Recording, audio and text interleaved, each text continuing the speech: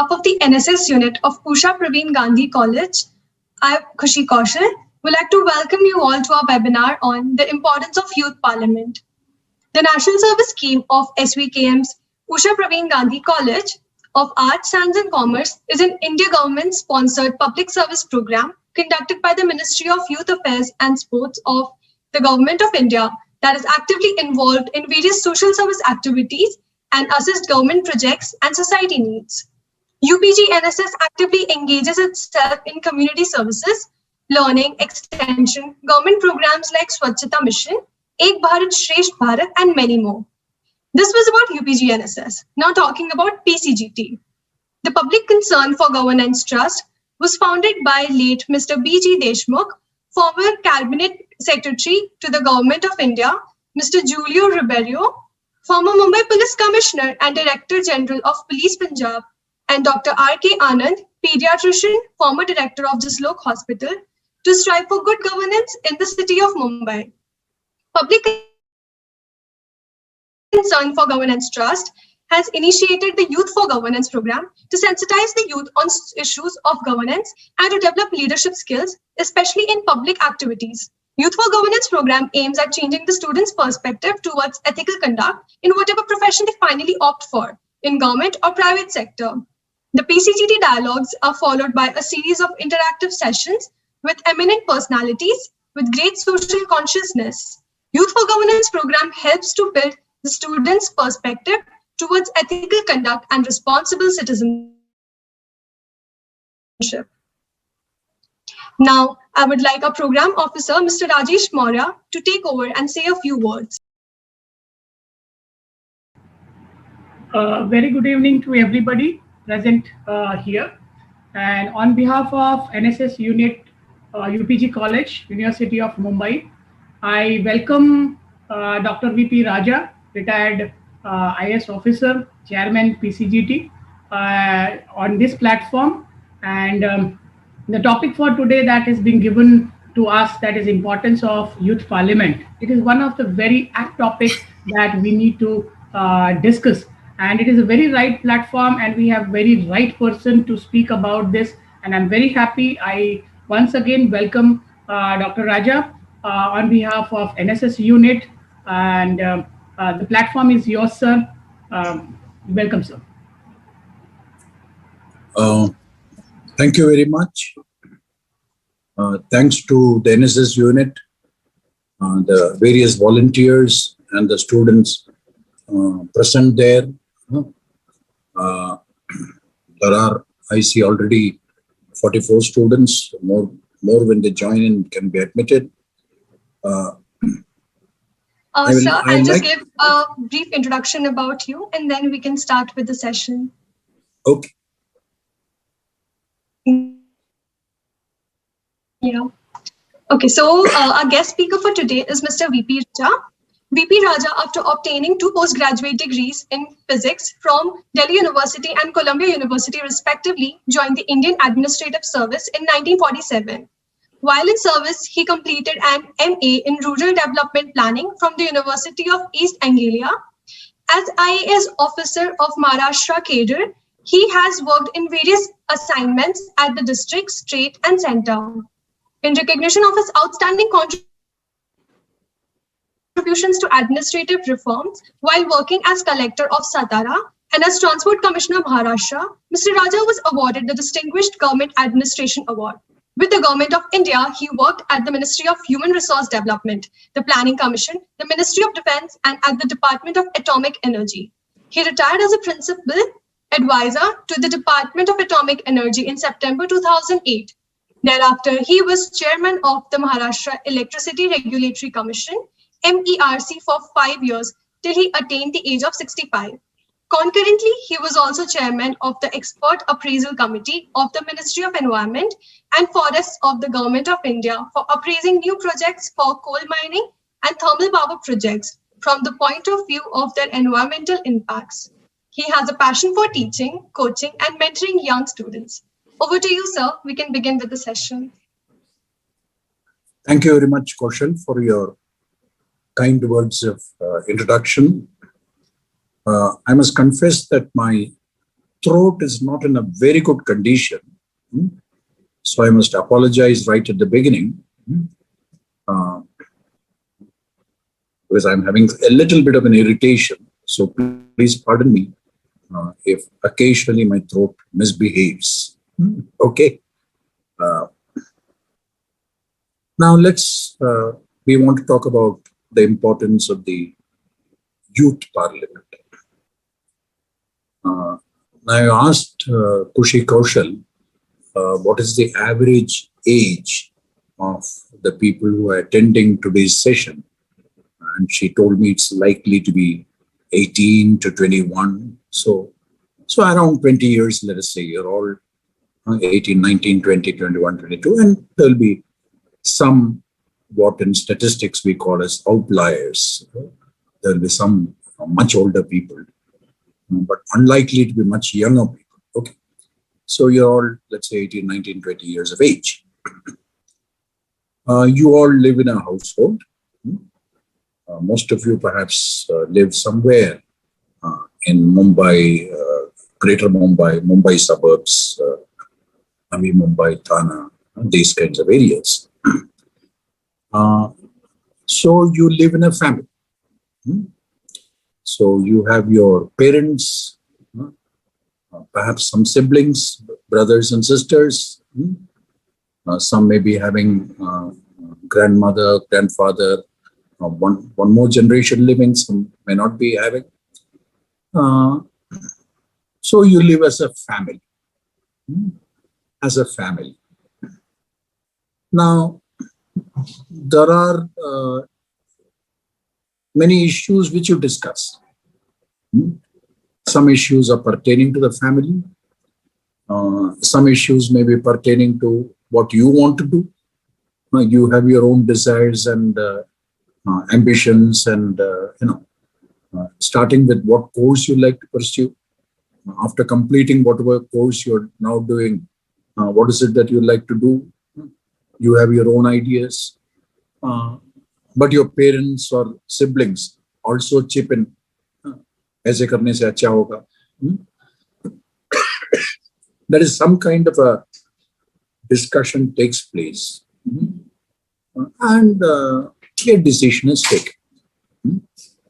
It can slightly vary from household to household, depending on what can be called as the culture within the family. In some families, there will be a kind of a one person who is the last word. I mean, people can discuss, but whatever he or she says finally goes through. There will be other families where it's a little more consultative, but they guide you.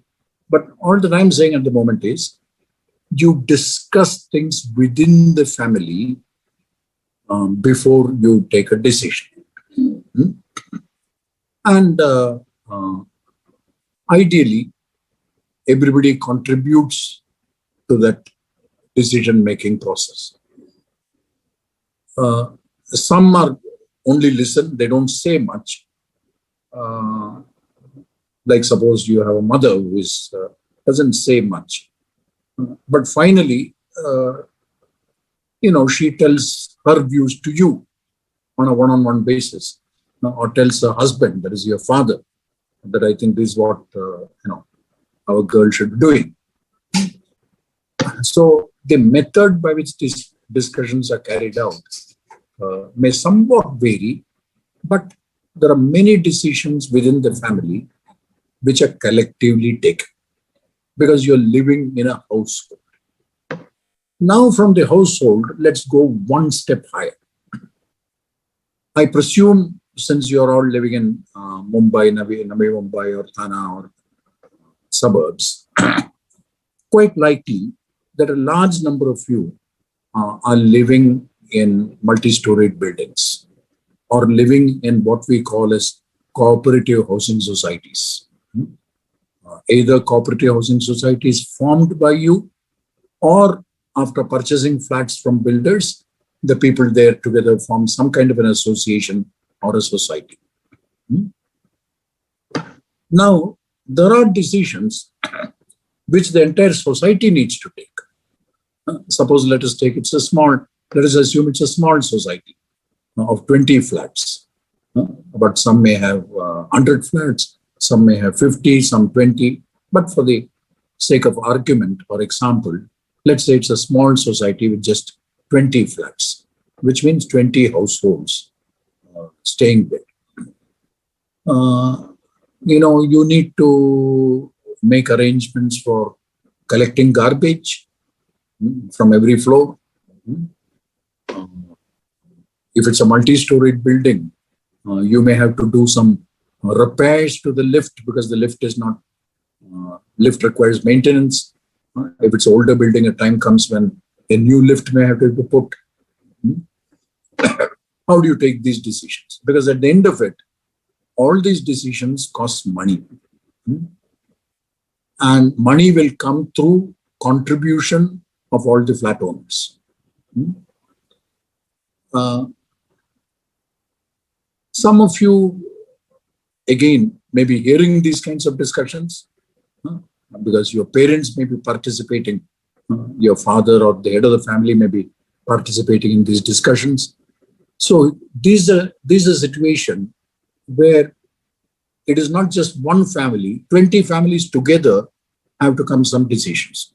And the decision has a financial implication. Suppose you want to just put up a new lift.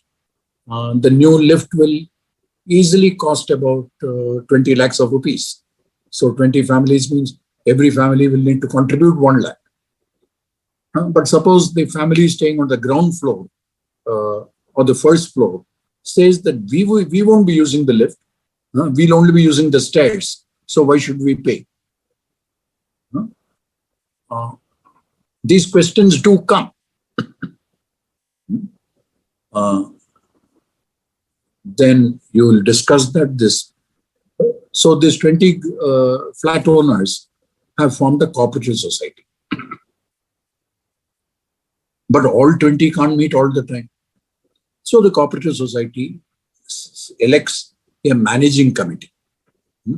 And then the managing committee elects a chairman, a secretary, a treasurer, etc. They first discuss in the managing committee. If there are a lot of differences of opinion, they finally say, okay, let us take a general body meeting of the entire society and decide this. Because there are too many differences of opinion. Sometimes very fierce debates take place, starting like this by the ground floor or the first floor person saying, why should I pay for a lift? Because I will never be using a lift. While somebody on the even the fourth floor may require a lift because there are old people with some heart problems staying in that fourth floor. So they've been advised not to climb stairs. So the point I'm trying to make is these 20 flats are likely to have different interests depending on their family condition, depending on who are staying in the household. But nobody can enforce a decision. You won't get a letter, you have to pay this. You'll say, well, I should know what is happening. So the managing committee actually have been elected by the general body to work on your behalf because it can't, all people can't meet for every small item. Whom to appoint as a sweeper or how to collect the garbage, little issues and some slightly major issues depending on the cost. So that's how you function in a cooperative society. And I'm sure even in the cooperative societies you are living, since you're now 18, 19 years of age, I'm sure that you're aware of what can be called as disputes. Oh, yeah. So-and-so is saying this, so-and-so is saying this, so-and-so is not agreeable, etc., etc. Now, from a cooperative society, we go a little more. You're living in a street. that street has a number of buildings, but you're concerned, you have children in the house, others have children in the house. So you're concerned about safety. Vehicles, kind of two-wheelers, just crisscross without any consideration. So sometimes you have an association of societies in that street to try to see. They may not meet as often as your own society, but they may meet once in 3 months. Let us take up this matter with the traffic police. Let us say that vehicles can be parked only on one side of the road. They can't clog up the road, whatever. Or it may be just, again, cleanliness of the street. So like that, starting from a family, a cooperative society, an association of various societies, you, depending on the problems you face, you keep on increasing this, right? Like if you're living in an urban area, finally there are a lot of things with which, not every day, but where you need the help of a ward officer, the municipal ward. Sometime or the other, you always need them. Suppose a baby is born, you need a birth certificate. So you need to approach the municipal authorities. Or the meter, the electric meter, then you need to approach BST. Unfortunately, somebody dies. So you can't, you have to dispose of the body. So you need to go to a cremation ground, which is a common facility. But who builds the cremation ground? The municipality. So that's how you come to what can be called as urban local bodies, municipal councils, municipal corporations. In Mumbai, there is a Brihan Mumbai Municipal Corporation, the Municipal Corporation of Greater Bombay, Brihan Mumbai Municipal Corporation. And there are there is a municipal commissioner, there are deputy commissioners, then there is a ward officer. A lot of activity is done in the ward office. Births and deaths, a lot of, now last 10 months, 11 months, we are having this pandemic. So it is the municipal office which does most of the work. The entire vaccination which has commenced is the responsibility of the municipal corporation. Similarly, at the earlier time of the pandemic, when somebody tested positive, it was the municipality which was getting in touch and then taking that person to some quarantine center. Then they changed the policy. Okay, they check whether you have sufficient facility to isolate the person who has tested positive within the house. If that is so, continue staying, but he has to be isolated. But you may be in situations where there is no space to isolate you. Then you have to go to a quarantine center, which was set up again by the municipality. In the early days of the pandemic, as you know, Dharavi, the slum area in Mumbai, was one of the areas where the COVID problem was brought under control very soon. Actually, one of the reasons for that is the community cooperated. In Dharavi, the houses are so small, they're slums, that nobody has space if somebody tests positive. In such a situation, the community participation involvement was of a very high order. And the municipality did very good work with the community. As compared to even cooperative societies, where, people may be reluctant to go to a quarantine center. In this is a problem which you can't handle as a household. You can't handle as a cooperative society. Because if the patient becomes serious, he may have to be put on oxygen. You don't have facilities within your society, and even if you have, you don't know how to do it. You need some medical help. So, the common thing in all this that I'm saying is what can be called as self-government or local self-government. Matters within the family, matters within the family, you discuss and deal in the family. Matters within the cooperative society, you discuss within the cooperative society, deal with it. Matters within a municipal area, you have the urban local body. But just as you have selected the managing committee of your cooperative society, you can't have large gatherings. So you kind of elect people. You elect people called municipal councillors to represent your area. So that is what is called local self-government.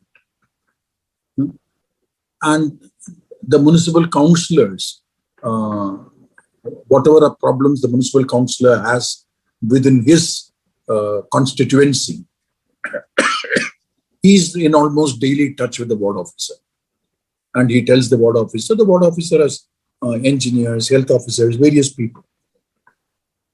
So he serves as the so-called go-between between your problems and the thing. Now, in rural areas, instead of municipal council, you have panchayats.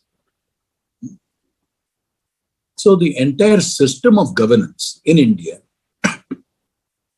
so all this, you need to frame some kind of rules for these things to function smoothly.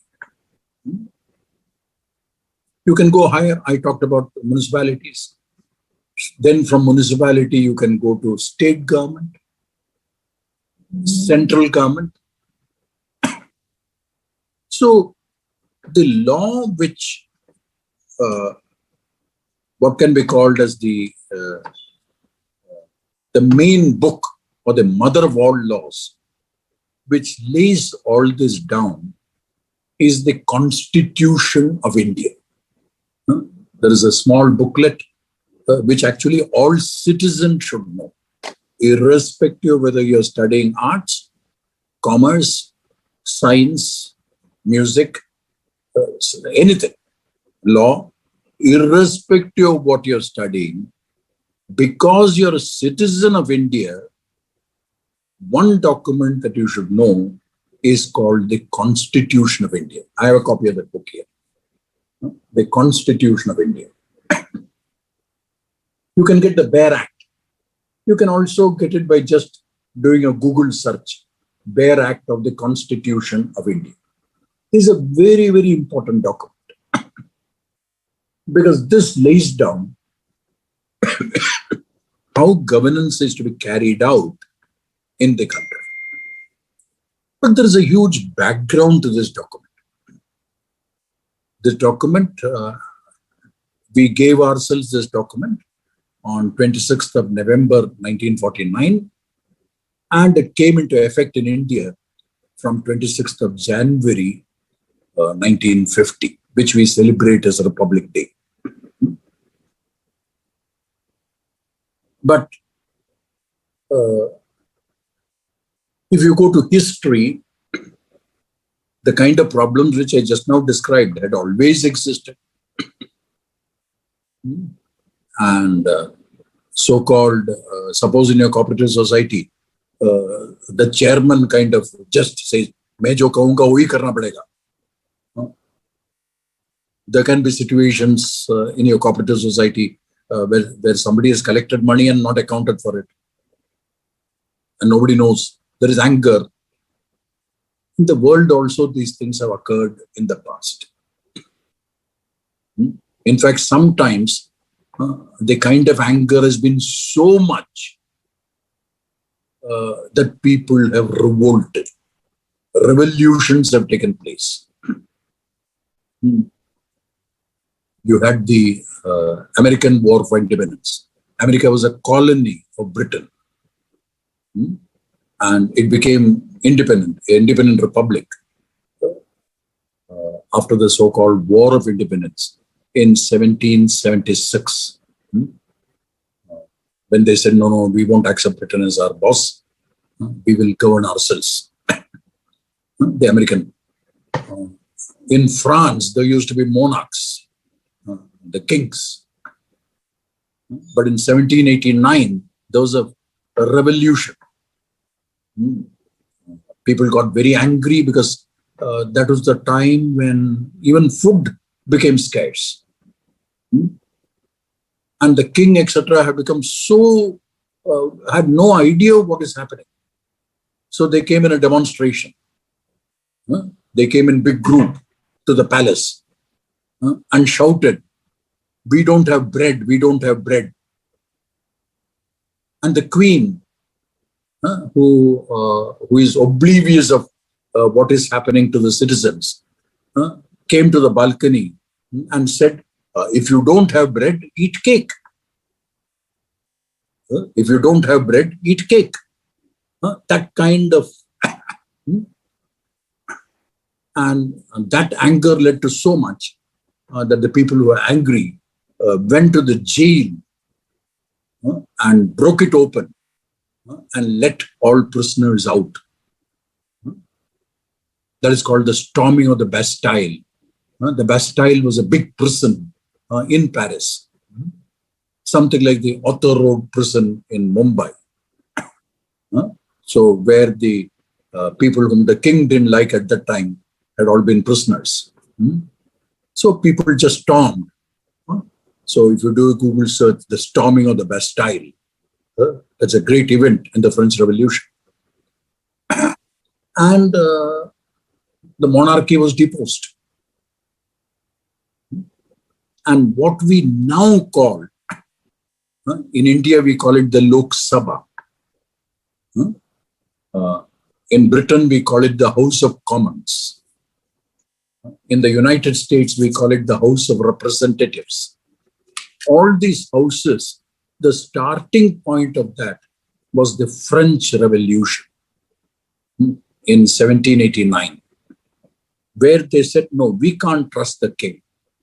We must have our own representatives whom we elect to represent us, who should take decisions for us.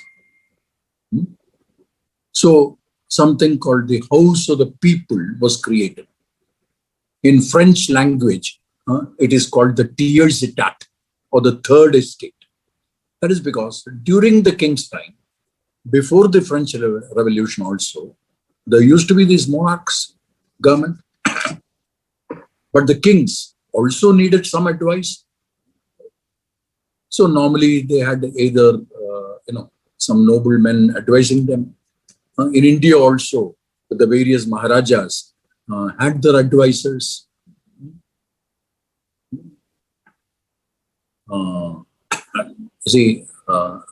So some such system existed.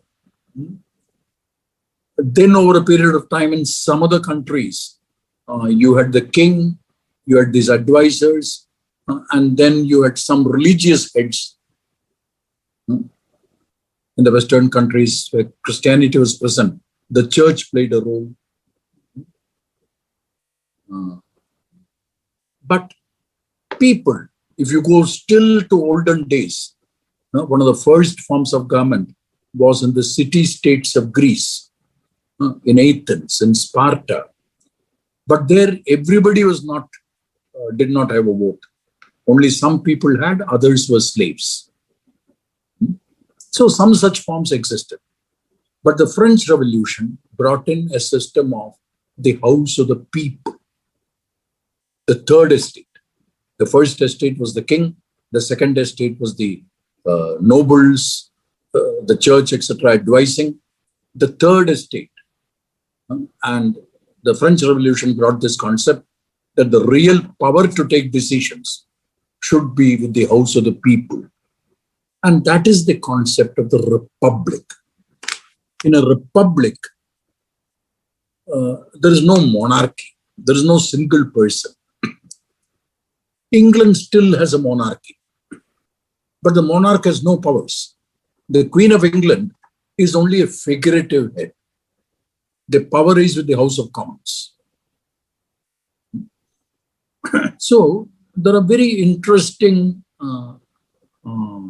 depending on the further studies that you do, you can very, very interesting story, not just stories, history of what can broadly be called as the constitutional development in various countries. But the common thing in all this was that somehow human beings had this one, you can call it a negative quality, or it is inevitable in the DNA of a human being, that the moment you get some authority or power, there is a tendency to misuse it. That is, something goes into your head. Like when you're in school, there must have been class monitors. Class monitors are important because they take attendance. The class monitors can threaten a student. "Main teacher ko bata dunga. I will report against you." So that's the instance of a class monitor feeling very important. And sometimes he will settle scores. He or she will settle score. Because I don't like some colleague student, or ये student ने मुझसे पंगा लिया था, अभी मैं teacher को report करता हूँ. So even class monitors in schools should do it. It is no different. Any person with power, there is a tendency to abuse it. You see it everywhere. And this was understood. In fact, it goes under a very famous statement, which was used in a different context. Power corrupts, and absolute power corrupts absolutely. Some days ago, some police personnel from Delhi flew all the way to Bangalore, arrested a girl, took all her laptop and computer pieces, etc. Without telling her family, put her in a flight, brought her to Delhi, and now she's in jail. She has been given 5 days police custody remand by some magistrate in Delhi. Something happened 2-3 days ago, right? Disha Ravi. That's an instance of abuse of authority and power. I can give many more examples, but the reason of giving it is this tendency which has existed for power to be, abused. This tendency has always existed, continues to exist in all countries. I'm sure that all of you know how Donald Trump was ruling the United States in the last 4 years. Luckily, the people have got rid of him, and now a new president has come. So this is the story in the West, in the East, in India, in the Middle East, in every country of the world. So philosophers, thinkers started thinking about it. And amongst them, 2 very famous people. One is a British philosopher by name John Locke, and another a French philosopher by name Montesquieu. Both of them were working separately, asking the same question: by power corrupts, kya kar sakte hain? Can we do something so that there is more fair play? And with all this thinking, 2 doctrines emerged.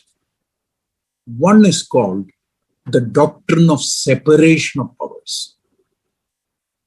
Only if you give all authority and power to a single man or to a single institution, there is a tendency to abuse. Like in school, if the teacher only believes the class monitor becomes very powerful. But suppose the teacher says, yeah, he's the class monitor, And these four people will have so-and-so will look after cleanliness, so-and-so will look after uniforms, whether people are coming to the class with proper uniform and with shoes properly polished. So-and-so will look after that, after lunch, and the lunch boxes are kept properly, whatever it is. Suppose you divide it. Then the ability to abuse comes down to that extent. That is the concept of the separation of powers, called the doctrine of separation of powers. So in the overall governance system, all democratic countries fulfill this doctrine of separation of powers. In India, under the Constitution of India, some power is with Parliament, some power is with the executive. Executive means the Prime Minister and his cabinet colleagues who are reporting to Parliament. And some power is with the judiciary, with the Supreme Court.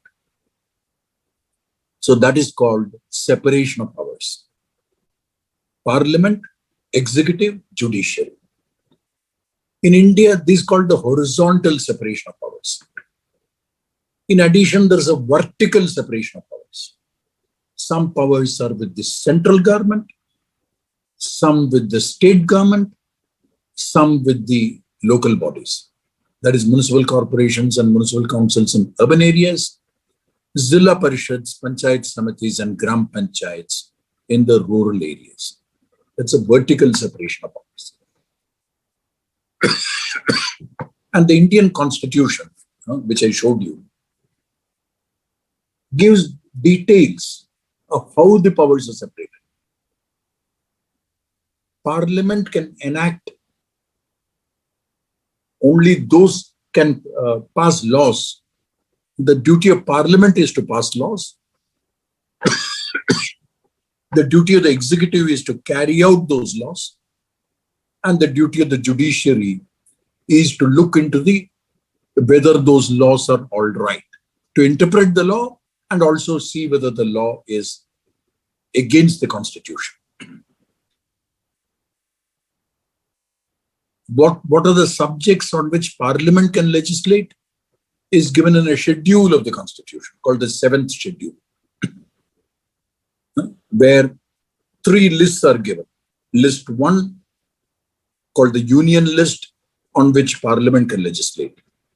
List 2, called the State list, on which the state legislatures can legislate. Let's say the Maharashtra Legislative Assembly can legislate. And list 3, the concurrent list, where both Parliament and the state can legislate. So there are, every article in the Constitution is interesting in itself. And so people can do, so nobody has absolute power. Even Parliament does not have absolute power. For example, they can legislate only on items in list 1 of the 7th schedule of the Constitution. For the last 3 months, newspapers, TV channels, everything is full of this so-called farmers' protest. Because Government of India brought 3 laws. Number 1, make through ordinance. The ordinance is normally issued when Parliament is not in session and something very urgent has to be done. Then they converted those ordinances to a bill in a session of Parliament. And there are a lot of what you can say is procedural irregularities through which those bills were passed. The first is, if you open the Constitution, agriculture is a subject in list 2 of the 7th schedule. It's a state subject. It is not a union subject. So Parliament had no business to pass laws. They don't have the legislative authority. However, in the Constitution, there is a provision there is a provision that even a subject on the state list, Parliament can make laws. But before they do that, the Rajya Sabha should pass a resolution with 2/3 majority allowing that. So the Indian Parliament has two houses, Lok Sabha and Rajya Sabha. Lok Sabha is the house of the people. As I said, something which started with the tiers état after the French Revolution. That is the Lok Sabha. All members of Parliament of the Lok Sabha are directly elected whenever elections take place. The Rajya Sabha, there is no direct election. The Rajya Sabha is elected from amongst MLAs and MLCs in various state legislatures. So you don't go and elect a member of Parliament of the Rajya Sabha. It is the MLAs and MLCs from every state who do that election. So because of that, the Rajya Sabha is called the Council of States. As I said, in India is this constitution is what is called a federal constitution. Right at the beginning, it will state India is a union of states. The Rajya Sabha is the Council of States. That is why items which are in list 2 of the 7th schedule, the Government of India or the Union Parliament can legislate on that only if the Rajya Sabha passes a resolution with 2/3 majority. They're okay. Since a lot of common interests are involved amongst various states, please legislate. The beauty you would have noticed in the last 3 months is, unless you are a voracious reader and go into all details, you won't find much of this in newspapers. There won't be very deep analysis. You will only, that is an unfortunate thing. It should not happen. One of the reasons some of the other democracies like Britain work much better is because people know the constitution. So the reason for youth parliament is a constitution needs to be known by everybody. A lot of things happening in India, not merely today, which has been happening over the last 30 years, 40 years, etc. The major reason is very few people know the constitution. For the majority of the people, government means jab bhi election hota hai, you have to go and vote if you're more than 18 years of age. Which means people have learned there is something called a vote. Uske alawa, very few people know. Very few people know. After all, India is a country with 1.21 billion population. And even if you take everybody above the age of 18 who are entitled to vote, that number itself is almost some 800 or 850 million. But do they know the constitution? No. That is why it is necessary to know how parliament functions right from a young age. And that is the concept, and everybody should know the constitution. And that is one of the reasons why youth parliament is important. To have youth parliaments and educate children in schools, colleges is also not a new idea. It's quite old.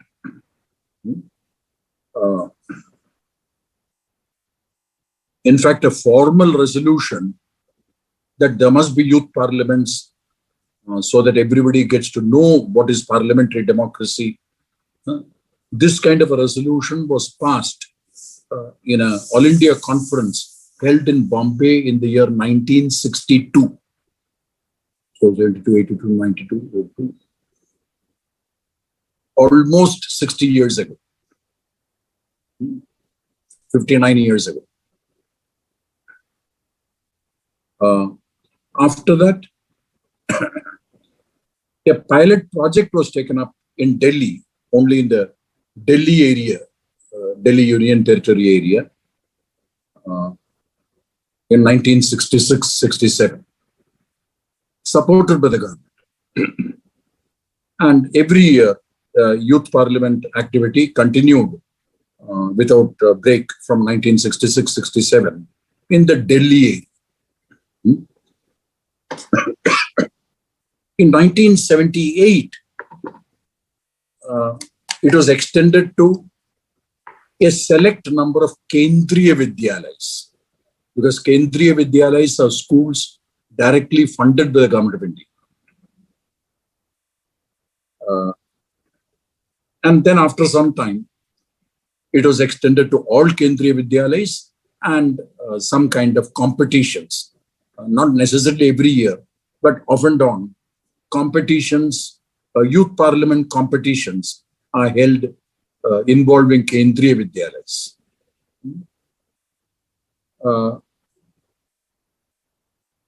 But even with all that, the ultimate aim that every citizen of India should know about the working of the parliament has still not been achieved. And that's why it is necessary to expand this.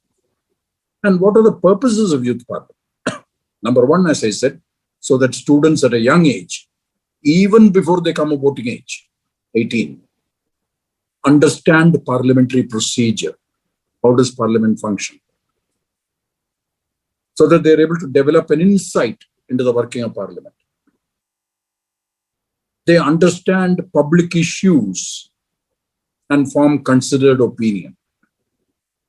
I started this talk by telling about your housing society, where a lift has to be replaced because it has become too old and is getting out of order almost every alternate day. But now to replace that lift and put a new lift is going to cost 20 lakhs of rupees. There are 20 flats. So every flat owner has to contribute 1 lakh. The ground floor and first floor man says, we will not contribute because we never use the lift. How do you resolve this? Now it is necessary for all 20 to understand what is this issue. Why should all 20 contribute for that common facility of the lift?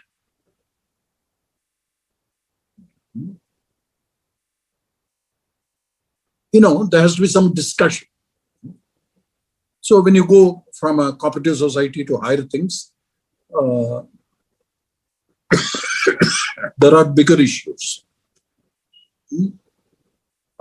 There are bigger issues. So the ability to understand issues and form your own opinion. Form your own opinion.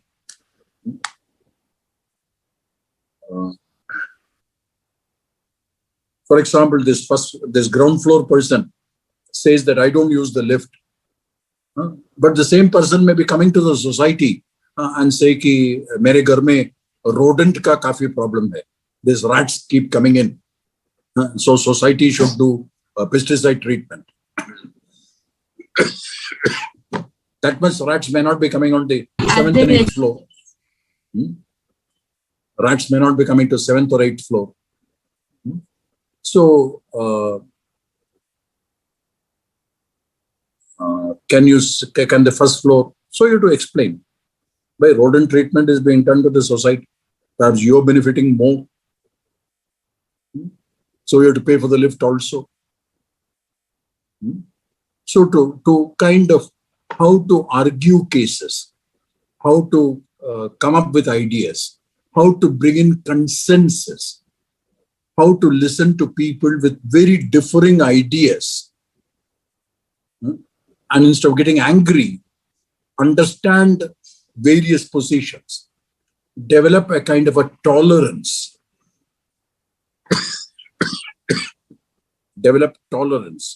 so that how to arrive at decisions based on group discussions.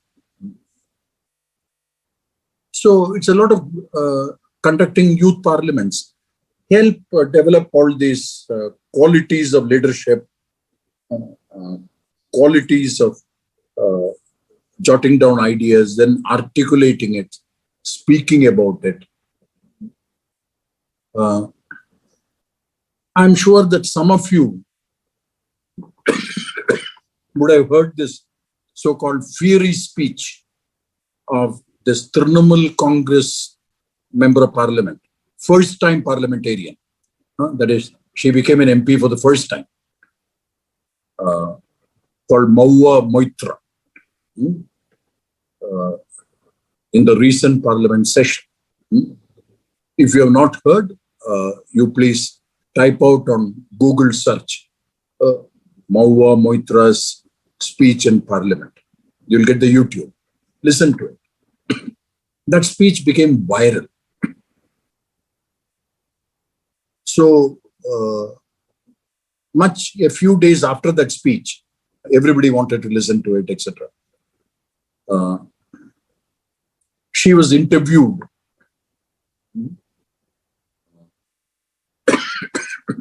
And she was asked in the interview, why do you think your speech became so viral? Everybody wanted to listen to it. Everybody outside parliament, you and I, etc.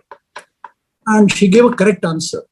She said, it means when it became viral and so many people want to listen to it, it is because all those people who listen to it feel the same way. But they don't know how to express it. They don't know kisko kahun main, kya kahun. So what I spoke is what many people are feeling, and that's why it became viral. So the ability to put your ideas, all those are qualities in which you get trained when you kind of do things like youth parliament. Now the same constitution, so everything is given. How parliament is to function,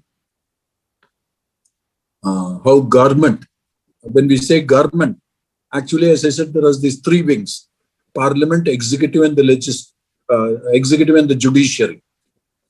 So everything, how are members of parliament elected, what is the constitution of Lok Sabha, what is the constitution of the Rajya Sabha, how should government work, how is president elected, how is vice president elected, what are the legislative relationship between central and states, what are the financial relationship between central and states, what is the administrative relationship between central and states, how are public servants recruited. Everything is in the constitution. So I talked about the doctrine of separation of powers. The same Locke and Montesquieu came up with another doctrine also, and that is called the doctrine of checks and balances. The doctrine of checks and balances. That is because you may have very good ideas, but if you start thinking that my ideas are the only right ideas, then there is a problem. That is called dogma. Dogma is very dangerous. It is necessary to develop tolerance.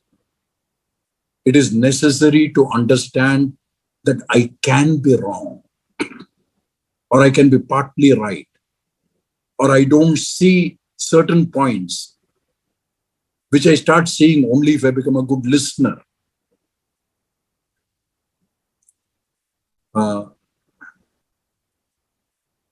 I'm sure that some of you, or perhaps many of you, would have heard the story of three blind people trying to describe an elephant. Either your grandmother or mother or school, somebody who has, anybody can unmute. Have you heard the story of these three blind people? They're blind, but they're touching an elephant. One touches the trunk of one touches the legs of the elephant, and then says that it is like a tree, like a big tree. Another person touches the ear of the elephant and says it is like a fan. The elephant is like a fan. Actually, everything that everybody says is correct. But we know the elephant is much more than that. So what each person said is partly correct. But if we start saying, I touched it, I know it is like a tree, how can you say it is like a fan? You don't know anything. So tolerance, the ability to listen to other points of view, these things are very important. So to avoid these kinds of conflicts, there are also rules of procedure. When somebody is speaking and another person is not expected to interrupt. So that everybody's views. And many of these things, the first thing is, of course, to know the Constitution. After that, to work as per the rules. Then some traditions get built up. And it is not merely the Lok Sabha and the Rajya Sabha. Every state, like in Maharashtra, you're the Maharashtra Legislative Assembly. You also have the Maharashtra Legislative Council. In the states, in some of the states are bicameral, like in Maharashtra, your Maharashtra Legislative Assembly and your Maharashtra Legislative Council. In some of the states, only assembly is there, council is not there. But in many of the states, both houses are there, like Lok Sabha and Rajya Sabha. So I will strongly recommend schools, even as part of NSS, you can spend a day or two in small batches watching the proceedings of the Maharashtra Legislative Assembly. You can get passes. There is a gallery there called Visitors Gallery. And of course, 100 people can't go. So in batches of even 10, 15, one can go and spend half a day or a full day there. You can watch the actual debates. But while sitting in the visitors gallery, again, there are some rules. You can't sit with your legs crossed. You can't make noise.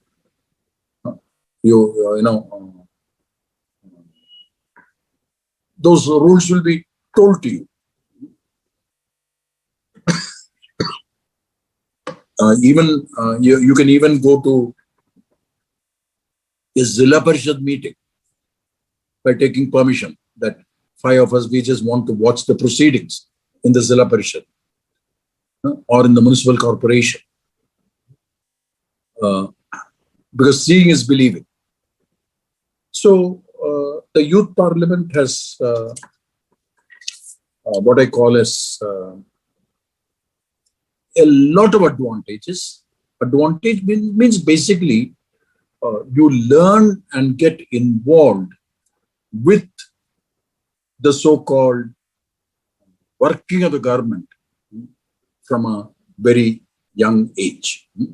I think I need to keep track of time. I have already taken a lot of time. So I think I will stop here and provide some time for questions. Thank you. Thank you so much, sir. We can begin with the question answer round now and address the questions of the volunteers. So for all the volunteers who've joined us on YouTube, can put their questions on the chat box and I'll be reading them out to sir. So our first question is, Can one join a youth parliament if they don't know much about politics, parliamentary structure? Is it recommended to know more about it before joining the youth parliament? I have today circulated a write-up, not written by me, written by the Ministry of Parliamentary Affairs of the Government of India on youth parliament. The title of that is Conducting Youth Parliament. And I have requested Rensden to circulate that paper. As I said, that's an authentic Government of India Ministry of Parliamentary Affairs paper on conducting youth parliaments. It's not very long. It's totally 64 pages, but out of those 64 pages, many of the pages are annexures. It even has annexures which are the unparliamentary words, etc. So there isn't that much reading, but it's very simple reading. So I have requested Rensden to circulate that paper to each and every one of you who has registered for today's this webinar. So I will request Kushi Kaushal also. Yes, actually I have received from Palak Desai on the chat box. Yes, sir, it has been circulated. So please read that and keep it. Even take a printout and keep it. It will be very, very useful. Okay, so we'll do that. Our next question is, how is youth parliament different from the concept of model United Nations? The United Nations is, a kind of League of Nations used to exist, which later became the United Nations. The United Nations was created after the Second World War to ensure that further wars don't take place. So it is where various countries have representatives and they have various bodies there. There is a United Nations General Assembly where all countries who are members of the United Nations are members there. Then there is a Security Council. So it has its own procedures. Okay. Now, the so-called MUN or Model United Nations was started so that again, all children, college students, school children throughout the world get to know about United Nations and the way it works. So in the same fashion, as I said, right from 1962, there was at least a resolution that, there must be model youth parliaments. But in implementation, that started only with Delhi and then expanded to Kendriya Vidyalayas. But it didn't really expand. So it is, the concept is the same. That the United Nations funds Model United Nations, and even for the youth parliament, there is a certain number of funding available from the Government of India. But what normally happens is the funding will be insufficient. Because of that, only depending on that funds, it gets restricted to things like Kendriya Vidyalaya, which are directly with the government. While I think other schools and colleges, they must take initiative. And this document which I have circulated, prepared by the Ministry of Parliamentary Affairs of the Government of India, the 64-page document, Conducting Youth Parliament, tells you exactly what all is to be done. Okay. So to answer your question, similarities both are meant to educate youngsters about two different kinds of organization. Youth Parliament to educate on how the national parliament functions, how the state assemblies function. And Model United Nations is to, again, educate youngsters on how the United Nations functions.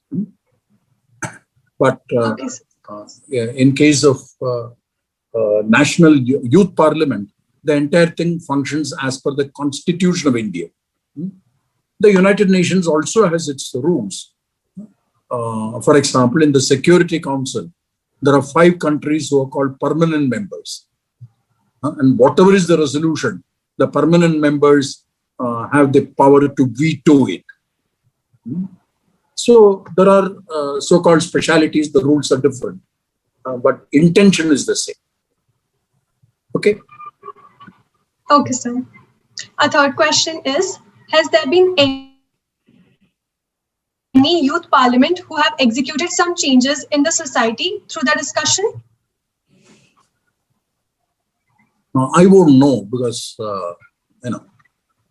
unless you call me to a youth parliament, I won't know.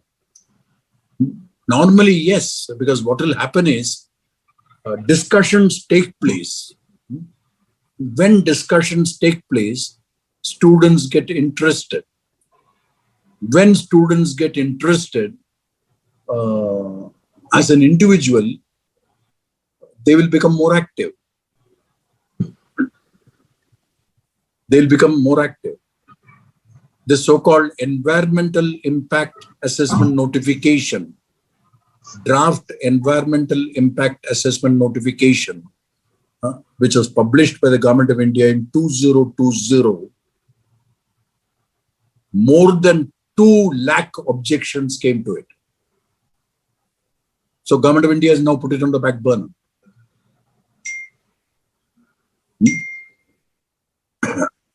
Perhaps somewhere they may have an intention to push it. So the reason for picking up this Disha Ravi from Bangalore, the ulterior objective may be to weaken youngsters for fighting for better environment. I don't know. I may be wrong. But that's an example. That is, even though government brought a draft environmental impact assessment notification 2020, it has not been implemented. And most of the people who wrote, and this happened at the height of the pandemic. So there was no open protest. Everything was online. The 2 lakh objections were online objections. But government kind of, let's say, took that response. And in a democracy, you're expected to take that response. So certainly, youth parliaments will have impact. But what is the impact it has had? Difficult for me to say. Okay, sir. So our next question is, based on what criteria are the students selected for the youth parliament?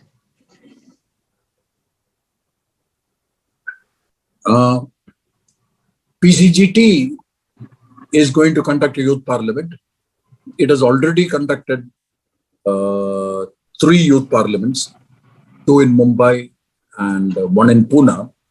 And we are going to have another youth parliament in April 2021. And the registrations are right now open. So Rensden, I'll request Rensden kindly obtain the forward all those particulars. It is there on Instagram pages. We have, yes, Rensden. So I will be supplying the registration forms. Yeah. So all the registration form. So right now, students interested can register for the National Youth Parliament 2021, which is going to be held. I can just tell you the exact dates. I know the dates from memory, but I don't want to make a mistake. It's in so 10th and 11th April. 10th and 11th April. 10th and 11th April. So the registration will, the Lok Sabha is going to discuss the budget. The Rajya Sabha is going to discuss the surrogacy bill. So very interesting discussions. The All India Political Parties Conference is going to discuss the education policy. So get the details from Rensden and circulate it again to all the participants. You're all welcome. Okay. Okay, so we'll do that. Yeah. Okay. Our next question is, does youth parliament support and educate individuals who want to start their own venture? If yes, then how? Yes, it will. The reason is, at the end of it, what are the qualities which you acquire by organizing youth parliaments or participating in youth parliaments? You acquire qualities of speaking, preparing on a particular subject, articulating your views. You acquire qualities of leadership. You acquire qualities of convincing others, which is part of leadership. You hear other viewpoints on the same subject. So your listening abilities improve. And all these are the qualities which are required. Whatever you do, whatever venture you want to start, finally you have to work through human beings. You have to work through teams. You can't work only as an individual. You participate. You provide leadership. You provide guidance. Maybe a small team, maybe a bigger team. So various qualities, it will lead to improved interpersonal relationship. So certainly it will help. Okay, sir.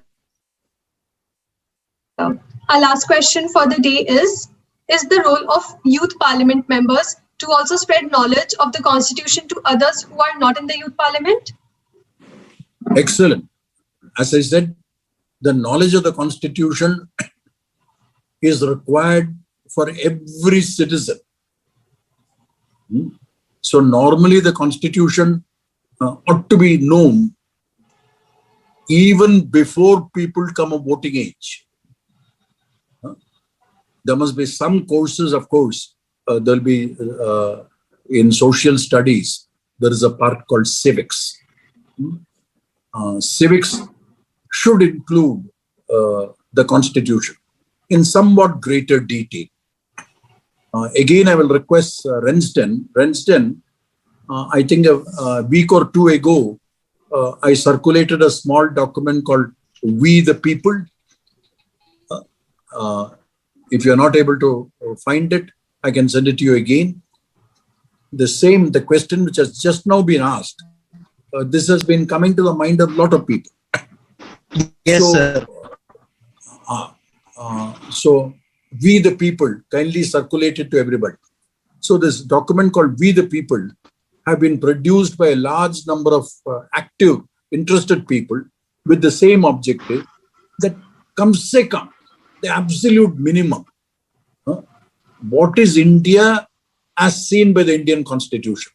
What it is to be an Indian as per the Constitution? This has been prepared by a group of people all staying in Bangalore. And it's just about, if I remember from memory, about 16 pages.